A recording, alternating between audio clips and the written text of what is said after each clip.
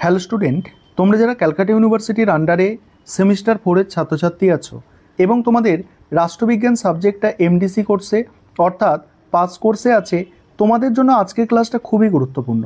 আজকে ক্লাসে তোমাদের সিসি 5 পেপার থেকে একটি মোস্ট ইম্পর্টেন্ট 15 নম্বরের প্রশ্নের উত্তর নিয়ে আলোচনা করব। প্রশ্নটা কি? আমলাতন্ত্র সম্পর্কে মার্কসের ধারণা। আবারও বলছি, মোস্ট ইম্পর্টেন্ট প্রশ্ন এটা। কি বলা হচ্ছে দেখো, কার্ল মার্কস আমলাতন্ত্রকে ম্যাক্স ওয়েবারের মতো একটি নিরপেক্ষ বা দক্ষতার প্রতীক হিসাবে দেখেননি, বরং তিনি আমলাতন্ত্রকে রাষ্ট্র এবং পুঁজিবাদী ব্যবস্থার একটি শোষণমূলক ও দমনমূলক হাতিয়ার হিসাবে বিশ্লেষণ করেছেন। মার্কসের দৃষ্টিভঙ্গি ছিল ঐতিহাসিক বস্তুবাদ দ্বারা প্রভাবিত, যেখানে তিনি সমাজকে শ্রেণী সংগ্রাম এবং অর্থনৈতিক কাঠামোর ভিত্তিতে বিশ্লেষণ করতেন। মার্কস মনে করতেন আমলাতন্ত্র রাষ্ট্রের অবিচ্ছেদ্য অংশ এবং রাষ্ট্র নিজেই বুর্জোয়া শ্রেণীর স্বার্থ রক্ষাকারী একটি যন্ত্র। তার মতে আমলাতান্ত্রিক কাঠামো ক্ষমতাকে কেন্দ্রীভূত করে এবং বিদ্যমান সামাজিক ও অর্থনৈতিক শ্রেণীবিন্যাসকে টিকিয়ে রাখে।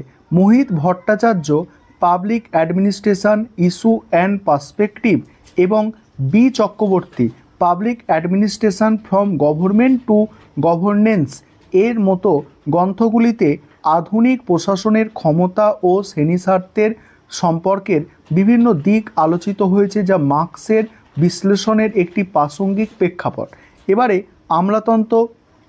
মার্কসের আমলাতন্ত্রের মূল বৈশিষ্ট্য, ঠিক আছে, সেগুলো এবারে দেখে নাও। 1 নম্বর পয়েন্ট হচ্ছে এখানে শ্রেণীগত চরিত্র। মার্কসের মতে আমলাতন্ত্র নিরপেক্ষ নয়, বরং এটি শাসক বা বুর্জোয়া শ্রেণীর স্বার্থ রক্ষা করে। আমলারা নিজেদেরকে সমাজের নিরপেক্ষ প্রতিনিধি হিসাবে দাবি করলেও বাস্তবে তারা পুঁজিবাদী উৎপাদন ব্যবস্থার রক্ষাকর্তা হিসাবে কাজ করে। তারপরে কি বলা হচ্ছে দেখো, তাদের আনুগত্য কোনো বিমূর্ত রাষ্ট্র বা জনস্বার্থের প্রতি নয়, বরং তারা সেই শ্রেণীর প্রতি দায়বদ্ধ যাদের হাতে অর্থনৈতিক ও রাজনৈতিক ক্ষমতা কেন্দ্রীভূত। 2 নম্বর পয়েন্ট হচ্ছে বিচ্ছিন্নতা ও দমন। মার্কস আমলাতন্ত্রকে সাধারণ মানুষের থেকে বিচ্ছিন্ন একটি সত্তা হিসাবে দেখেছেন।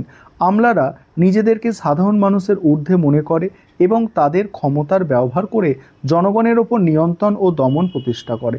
এই বিচ্ছিন্নতা এবং ওপর থেকে চাপিয়ে দেওয়ার কর্তৃত্বের কারণে আমলারা প্রায়শই জনগণের প্রকৃত চাহিদা ও আকাঙ্ক্ষা থেকে দূরে সরে যায়। পরের অংশটুকু আলোচনা করব।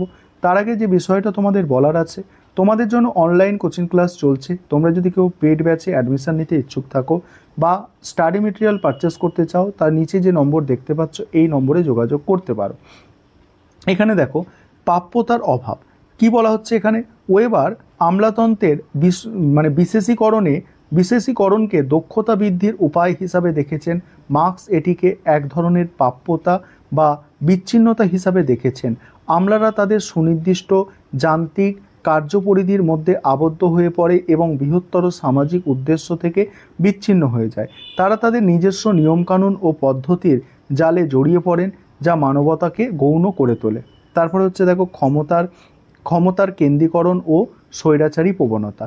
মার্কস বিশ্বাস করতেন আমলাতন্ত্র ক্ষমতাকে কয়েকটি নির্দিষ্ট ব্যক্তির হাতে কেন্দ্রীভূত করে, যা স্বৈরাচারী শাসনের জন্ম দিতে পারে। আমলারা নিজেদের স্বার্থে নিয়মকানুনকে ব্যবহার করতে পারে এবং এর মাধ্যমে তারা সমাজের ওপর একচ্ছত্র নিয়ন্ত্রণ প্রতিষ্ঠা করতে চায়। তারপরে হচ্ছে দেখো, পরিবর্তন বিরোধী।